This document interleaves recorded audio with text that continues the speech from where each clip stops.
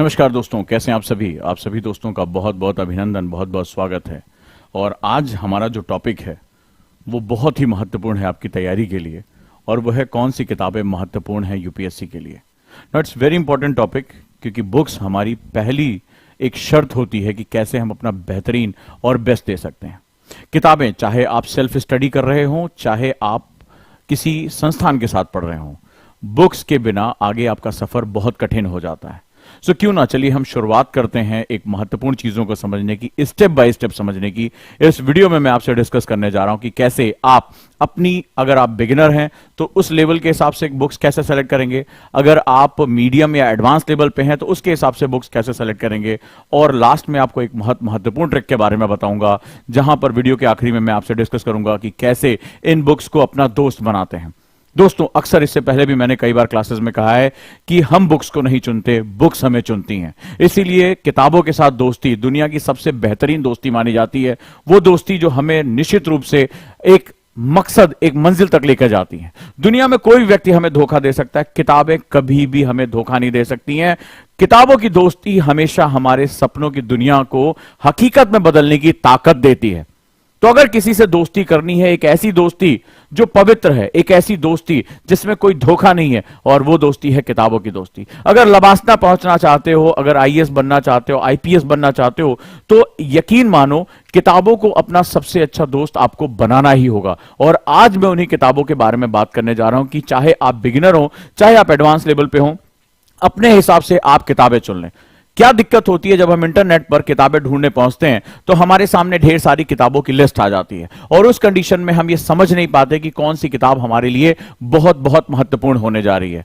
हम अचानक से ढेर सारी किताबें भी खरीद के लेकर चले आते हैं, लेकिन उसको किस रूप में पढ़ना है, कौन सी किताब हमारे सामने बहुत इंपॉर्टेंट है, कब इसको किस स्टेज में पढ़ना है, यह जानना बड़ा जरूरी है। तो आज की मेरी वीडियो आपको, अगर तैयारी की शुरुआत कर रहे हैं, अगर आप तैयारी कर रहे हैं, तो किस स्टेज पे आपको कौन सी बुक्स पढ़नी चाहिए, कौन सी बुक्स नहीं पढ़नी चाहिए, किस बुक्स में क्या खास बात दी हुई है, यह जानना आपके लिए बहुत इंपॉर्टेंट है।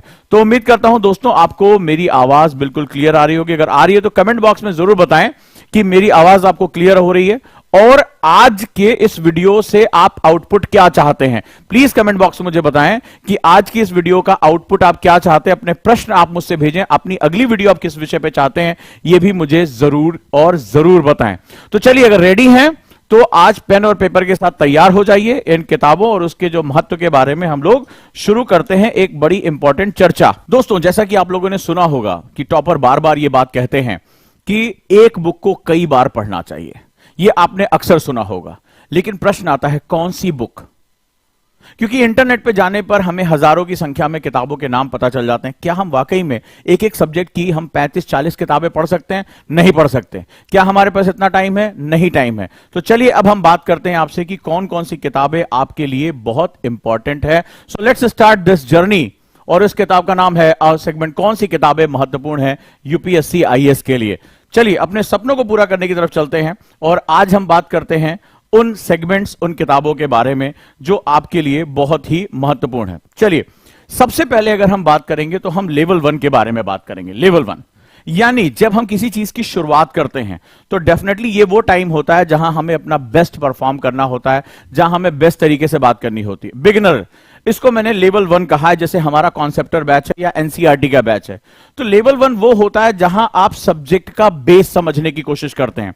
कई बार जैसे हम अगर इंटरनेट पे गए, हमने पॉलिटी की बुक्स का नाम डाला तो उसमें डीडी बासु की किताब आ गई। अब डीडी बासु की किताब अगर आपके सामने आ जाती है, लक्ष्मीकांत की नाम बहुत पॉपुलर है, लेकिन एक बिगिनर स्टूडेंट जो कि नॉन ह्यूमन बैकग्राउंड से है, वो किसी अन्य बैकग्राउंड से आया है, तो तुम देखोगे उसको बहुत दिक्कत होती है, वो बड़ी परेशानी में पड़ जाता है कि आखिर इसका बेस कैसे बनाए, इसका सब्जेक्ट कैसे बनाए।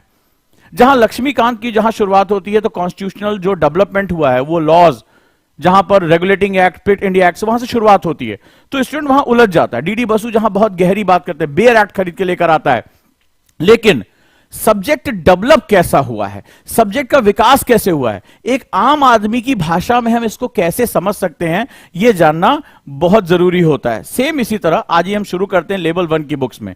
तो लेवल 1 की अगर हम बुक्स की बात करेंगे तो सबसे इंपॉर्टेंट बुक्स हमारे लिए है और वो है हमारी एनसीईआरटी की जो बुक्स हैं। तो एनसीईआरटी की बुक्स की जो लैंग्वेज है वो सार्वभौमिक होती है, यूनिवर्सल होती है और आप आसानी से इसको समझ सकते हैं। तो एनसीईआरटी की बुक्स हिंदी या इंग्लिश दोनों में सबसे इंपॉर्टेंट जो है सेगमेंट हमारे लिए होता है। तो कौन कौन सी बुक्स आपके बहुत काम की है जिसको पढ़कर आप अपना बेस बना सकते हैं? ये कहानियों के माध्यम से, इजी लैंग्वेज के माध्यम से सब्जेक्ट को समझना कि सब्जेक्ट डेवलप कैसे हुआ है, ये सबसे इंपॉर्टेंट काम होता है। तो चलिए हम शुरुआत करते हैं, अवर पास्ट के बारे में बात करते हैं। राइट, यानी कि हमारी जो छठी क्लास की एनसीईआरटी क्लास 6 की अवर पास्ट पार्ट 1 यानी हमारा अतीत प्रथम भाग, दूसरा क्लास जो 7th की अवर पास्ट पार्ट 2, क्लास 8th की अवर पास्ट पार्ट 3 और न्यू एनसीईआरटी की मैं बात कर रहा हूं जो नए तरीके से डेवलप करके यहां लिखी गई है।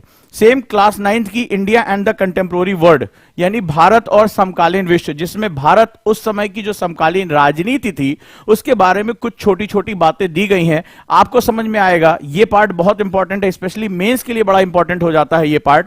राइट, जहां ये तीनों पार्ट प्री के लिए बहुत इंपॉर्टेंट है, वहां ये जो 9th क्लास की एनसीईआरटी इसमें मेंस के हिस्से में मिलते हैं, जहां हमें पता चलेगा, जिसको हम लोग वर्ड हिस्ट्री कहते हैं, कि भारत धीरे धीरे अपने आसपास के, उस समय भारत जब आगे अपना आंदोलन कर रहा था, भारत आगे बढ़ रहा था, विश्व के बाकी हिस्सों में क्या चल रहा था। राइट, तो ये एक बहुत इंपॉर्टेंट सेगमेंट होता है, ये आपके लिए क्लास बहुत महत्वपूर्ण हो जाती है। अगला अगर हम बात करें तो क्लास 9th की जो हिस्ट्री है, जिसको हम लोग बोलते हैं India and the contemporary world part 2 यानी भारत और समकालीन विश्व का द्वितीय हिस्सा जो आगे हमारा जाता है। सेम ऐसे ही क्लास 10th की बुक है themes in the world history, विश्व इतिहास में जो थीम्स है, किताब जो है दी हुई है, themes in the Indian history part 1, themes in the Indian history part 2 और themes in the Indian history part 3। तो थीम्स और अवर पास्ट में क्या डिफरेंस है? अगर हम इससे पहले की किताबें, अब आप सोचेंगे साहब ये इतनी किताबें क्यों? जब अवर पास्ट लिखा हुआ है तो यहां इतिहास कैसे डेवलप हुआ, इतिहास कैसे बना, ये किताबें इनके बारे में है। राइट, ये इनके बारे में है। और जब हम थीम्स में जाते हैं तो थीम क्या होती है? जैसे कहते हैं कि भाई ये पिक्चर रोमांटिक है, ये पिक्चर जो है वो क्या है, ये पिक्चर हॉरर है, ये पिक्चर जो है वो आजादी के विषय पे बनी हुई है, इंडिपेंडेंस पे बनी हुई है। तो हर पिक्चर की एक थीम होती है, ठीक है, ये पिक्चर जो है फलाना के विषय के बारे में है। तो जब हम अवर पास्ट में जाएंगे तो ये वो किताबें हैं, सबसे ज्यादा स्टूडेंट जो गलती करता है वो गलती ये करता है कि इन किताबों के सेगमेंट में वो सोचता है कि 6th 7th 8th हमें पढ़ने की जरूरत ही नहीं है, वो सीधे 11th 12th की किताब पढ़ने की बात करता है। आपने भी ये सुना होगा, अगर सुना है तो प्लीज मुझे कमेंट बॉक्स में बताएं। हाँ सर, हमसे भी ये बात कही कि यार 9th 10th जो है 6th 7th 8th क्लास की एनसीईआरटी क्यों पढ़ रहे हो, सीधे 9th 10th की एनसीईआरटी पढ़ो, 11th 12th की पढ़ो, हाँ या ना, ऐसा आपसे भी बताया हुआ है। ठीक है, तो अभी क्या करना है, आप देखिए क्या दिक्कत हो जाती है। जहां पर ये जो सेगमेंट है यानी 6th 7th 8th क्लास की जो एनसीईआरटी है, ठीक है, उसका सिंपल सा मतलब होता है कि वो पूरे इतिहास का एक पिक्चर आपके सामने रखती है। ठीक है, एंशिएंट, मेडाइवल, मॉडर्न के साथ एक जो है वो एक पूरा पिक्चर आपके सामने रखती है कि हिस्ट्री बेसिकली डेवलप कैसे रहा और हम इसका हिस्सा कैसे हैं, हमारा पास्ट है, हम इसका हिस्सा कैसे हैं। लेकिन जरा अगर हम बात करें, जब आप 11th 12th क्लास की एनसीईआरटी में आते हैं, राइट, तो वहां पर तुम्हें क्या देखने को मिलता है? वहां पर तुम्हें देखने को मिलता है थीम्स। अब थीम्स का मतलब हुआ स्पेशल चीज। जैसे एक पिक्चर है, आपने कहा कि ये लव स्टोरी है, तो लव स्टोरी का मतलब अब इसमें मार धाड़, वायलेंस, हॉरर नहीं होगा, ये एक तरह की एक सॉफ्ट लव स्टोरी है। ये देशभक्ति की पिक्चर है, यानी इसमें क्या होगा, पूरा जो फोकस होगा पैट्रियोटिज्म पे होगा, एक देशभक्ति पे होगा। इसमें जो है फालतू जो है हॉरर, लव, इन सब का एंगल नहीं होगा, कॉमेडी का एंगल नहीं होगा, ये सिर्फ देशभक्ति को बात करेगी। तो जब आप थीम्स पे आते हैं तो आप स्पेशलाइजेशन के टॉपिक्स पे जाते हैं, जैसे हड़प्पा के साक्ष्य पे कैसे रहा, या भारत में जो संवैधानिक विकास हुआ उस पे बारे में कैसे बात हुई।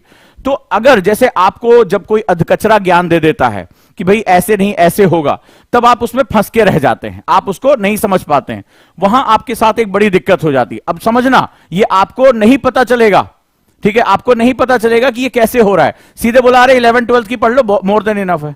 लेकिन 11th 12th की एनसीईआरटी बेसिकली एक थीम है, एक थीम है। एक पर्टिकुलर, लेकिन वो थीम डेवलप कैसे हुई? जब तक तुम उस पूरे के बारे में नहीं जानोगे, और वो पूरे की नॉलेज तुम्हें कहां मिल रही है? इस छोटे सेगमेंट में, जहां हिस्ट्री का विकास कैसे हुआ, ये जो सब कुछ चीजें चल रही हैं, ये हड़प्पा के बारे में थोड़ी सी जानकारी, मौर्य के बारे में थोड़ी, गुप्त के बारे में, एक जो बिगिनर है उसको एक फंडामेंटल देता है। इसको हम लोग बोलते हैं कॉन्सेप्ट बिल्डिंग प्रोसेस। तो अगर आपको कॉन्सेप्ट बनाना है तो इन बुक्स को मत छोड़ना। इसके बाद ये है स्पेशलाइजेशन, जहां पर हम एक पर्टिकुलर थीम के बारे में बात करेंगे। इसका थीम क्या है, इसका थीम क्या है, और इसका थीम क्या है।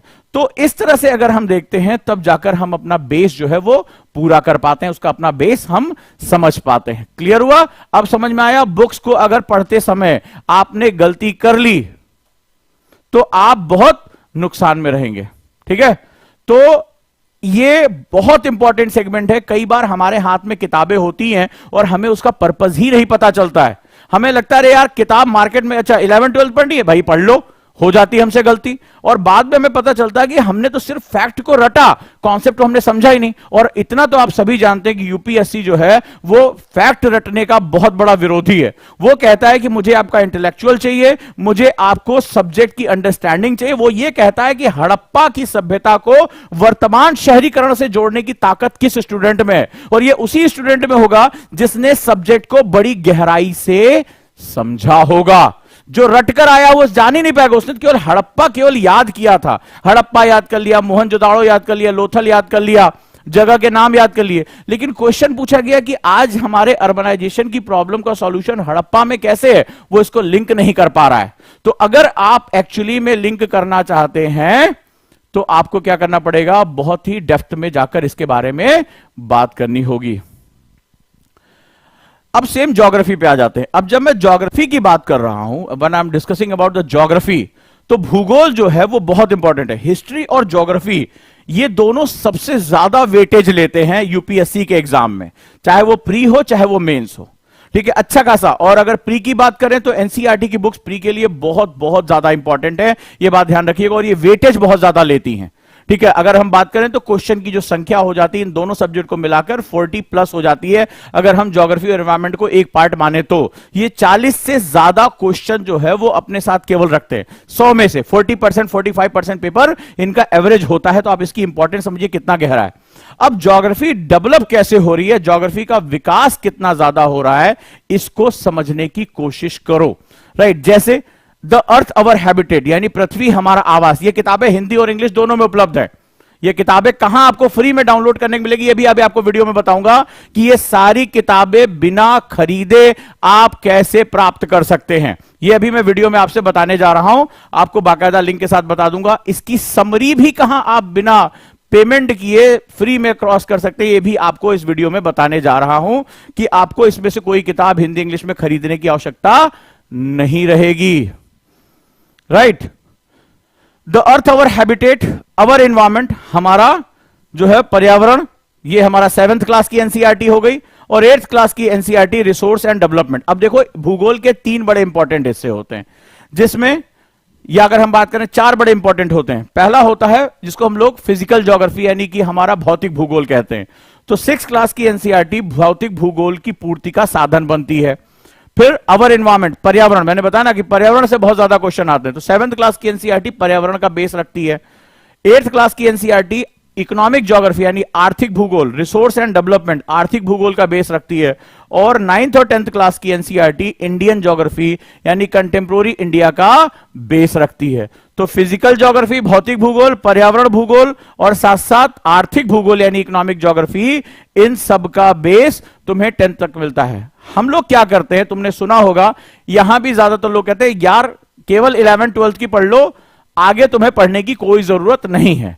तो मैं यहां आपसे ये कहूंगा, अगर आप ज्योग्राफी को रटना चाहते हैं, अगर आप केवल उसको रट कर याद करना चाहते हैं, तो केवल 11th 12th की पढ़िए। लेकिन अगर ज्योग्राफी में जो हर साल 21 से 25 क्वेश्चन आते हैं उसकी डेप्थ को समझ के करना चाहते हैं, तो आपको इनसे गो थ्रू होना पड़ेगा। इनको पढ़कर समझना पड़ेगा कि प्राकृतिक पर्यावरण कैसे डेवलपमेंट होता है, कैसे सारी चीजें होती हैं, तब जाकर आप सिंसियर लेवल पे काम कर पाओगे। तो जब हम 11th क्लास में आते हैं तो फंडामेंटल ऑफ फिजिकल ज्योग्राफी यानी भौतिक भूगोल के सिद्धांतों के बारे में बात करते हैं। अब fundamental of physical geography, question क्या 11th क्लास की है। अब पहले चैप्टर में जब आओगे तो इसमें सिस्टम अप्रोच के बारे में बताया गया है, इसमें स्पैटियल ज्योग्राफी के बारे में बताया। अब अच्छा, आप मुझे एक अंदाजा बताइए, आप लोग कमेंट बॉक्स में मुझे बताइएगा जरूर कि आपने इससे पहले कभी ज्योग्राफी ढंग से नहीं पढ़ी या पढ़ी नहीं। आप इंजीनियरिंग स्टूडेंट हैं, आप साइंस के स्टूडेंट हैं, कभी आपने नहीं पढ़ी, और पहले चैप्टर में आपको स्पैटियल ज्योग्राफी के बारे में पता चल रहा है। क्या आप वाकई मुझे बताइए कि आप इसको पढ़ने की कोशिश कर रहे हैं, क्या आप स्पैटियल का मतलब समझ पाएंगे? क्योंकि 6th क्लास और 7th क्लास की एनसीईआरटी में ज्योग्राफी के डेवलपमेंट होने का बेस बताया गया है कि कैसे ज्योग्राफी अलग अलग समय में डेवलप हुई। एक सिस्टम अप्रोच दिया गया है 6th क्लास की एनसीईआरटी में, 7th क्लास की एनसीईआरटी में नेचर एज अ सिस्टम के बारे में समझाया गया। अब आपने आए और आपने 11वीं क्लास की सीधे उठा ली और बोला हम तो इसको पढ़ डालेंगे। आप मुझे बताइए, क्या पढ़ तो लेंगे, हो सकता है रट भी लें, लेकिन क्या आप उसके विकास का क्रम समझ पाएंगे? हां या ना? समझ पाएंगे? मुझे बताइए कमेंट बॉक्स में। एक ईमानदार मुझे चाहिए कि अभी अचानक से पहली बार आप पढ़ रहे हैं, आप बिगिनर हैं, फिर क्या होता है जब आपसे गलती होती है तो आप इस पूरी रेस से बाहर हो जाते हैं। आपको लगता है कि मुझसे कुछ बहुत भारी मिस्टेक हो गई है, मुझसे बहुत बड़ी गलती हो गई है, और फिर आप उसको नहीं सुधार पाते हैं।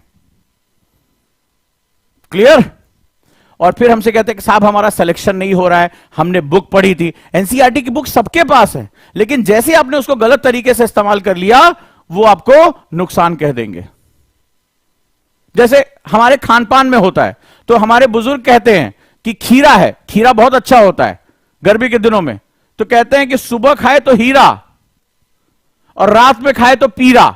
मतलब रात में जो कोई खीरा खाएगा तो उसको गैस, अवसाद, इन सब की बहुत समस्या बढ़ जाएगी। सुबह खीरा खा लिया दिन के समय तो भैया हीरा है, मतलब पेट ठंडा रहेगा।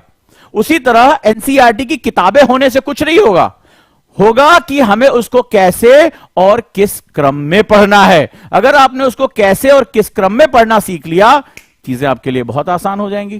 क्लियर है? चलिए फिर 11th क्लास की एनसीईआरटी भारत के भौतिक पर्यावरण के बारे में। अब आप पहले से बेसिक पढ़ चुके हैं, एडवांस यहां समझ जाएंगे। फंडामेंटल ऑफ ह्यूमन ज्योग्राफी, मानव भूगोल के मूलभूत क्रम, और India people and economy, Bharat, लोग और अर्थव्यवस्था। तो ये जो किताबें हैं ये ज्योग्राफी के बड़े बेस, यानी कि नेचुरल ज्योग्राफी, फिजिकल ज्योग्राफी, आपके इंडियन ज्योग्राफी, इकोनॉमिक ज्योग्राफी और एनवायरमेंटल ज्योग्राफी को ये कवर करता है। कुछ भी छोड़िएगा, हिस्ट्री और ज्योग्राफी की एनसीईआरटी किसी हिसाब से भी मत छोड़िएगा। राइट, ये याद रखिएगा आप। अब आप मुझे कमेंट करके बताइए कि आप में से कितने लोगों ने इसमें से कौन कौन सी किताबें कवर कर ली हैं। क्या आपको ये किताबें फ्री ऑफ कॉस्ट चाहिए? आप मुझे बताइए, तो मैं आपको बताऊं ये किताबें आपको कहां मिलेंगी। कितने लोग मुझे बताएंगे सर ये बुक्स मुझे फ्री ऑफ कॉस्ट पीडीएफ चाहिए, मुझे इसका जो है वो क्रक्स चाहिए, इस पर मुझे क्वेश्चन चाहिए, कि मैंने पढ़ लिया, मुझे इस पर क्वेश्चन अटेम्प्ट करने हैं। तो मुझे कमेंट बॉक्स में जरूर बताएं कि किसको किसको ये किताबें, कितने लोगों ने ये पढ़ ली हैं, कितने लोगों को पढ़नी है, कितने लोगों को ये पीडीएफ चाहिए, वो कमेंट बॉक्स में मुझे जरूर बताएं।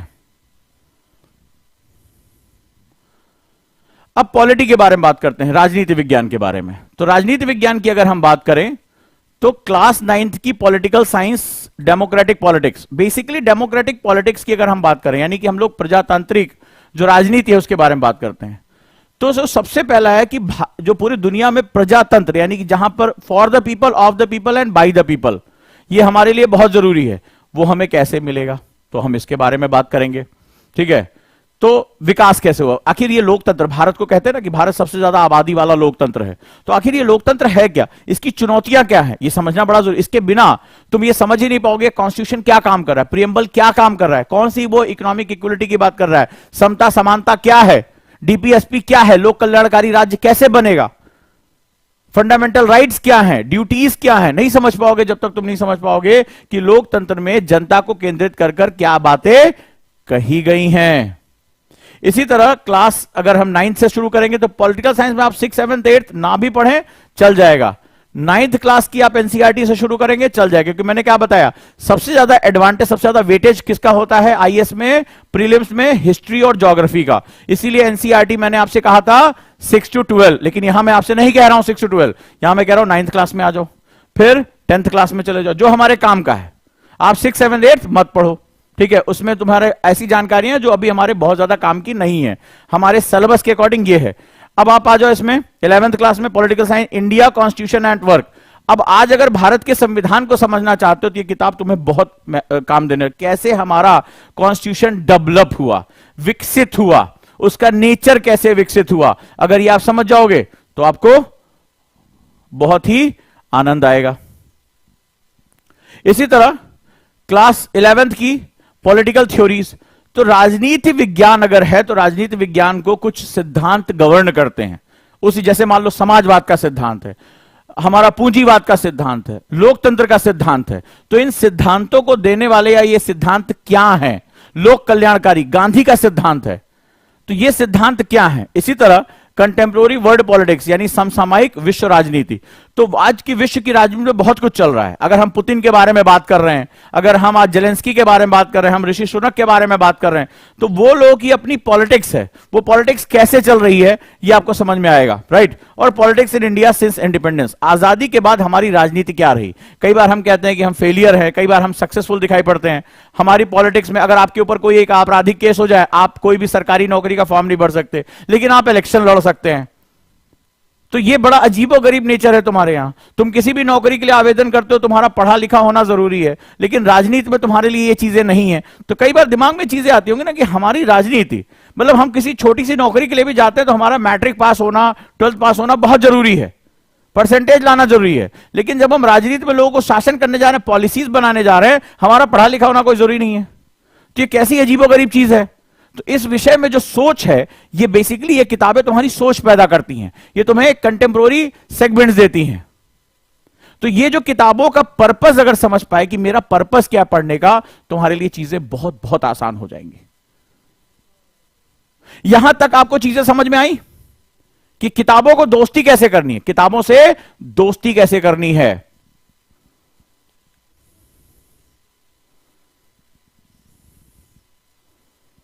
अब जैसे किसी बच्चे ने कहा कि सर मैं 11th क्लास में हूं, क्या करूं।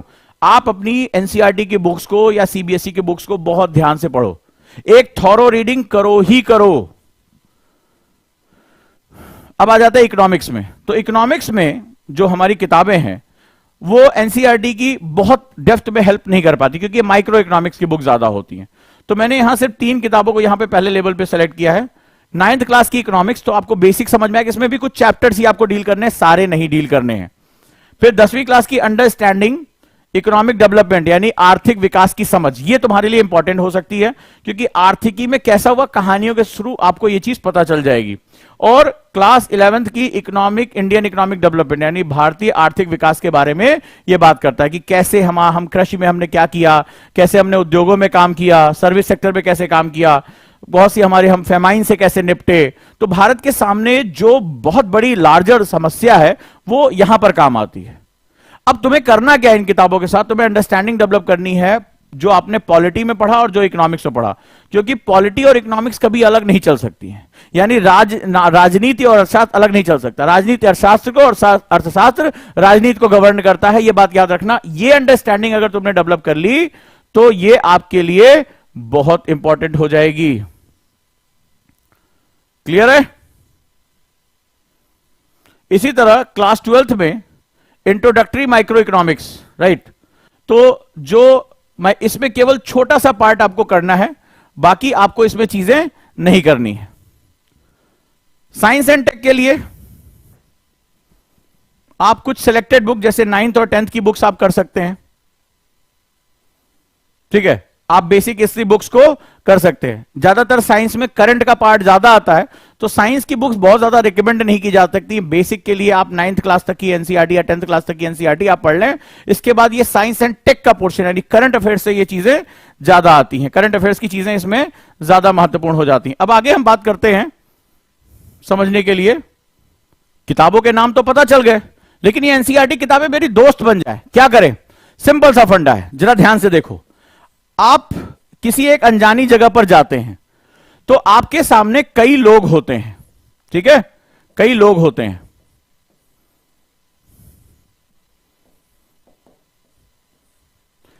आप सबको अपना दोस्त नहीं बना पाते। दोस्ती का पहला नियम है आप किसको समझते हैं, कौन आपके जैसा है, कौन आपके साथ जो इस्माइल से बात कर रहा है।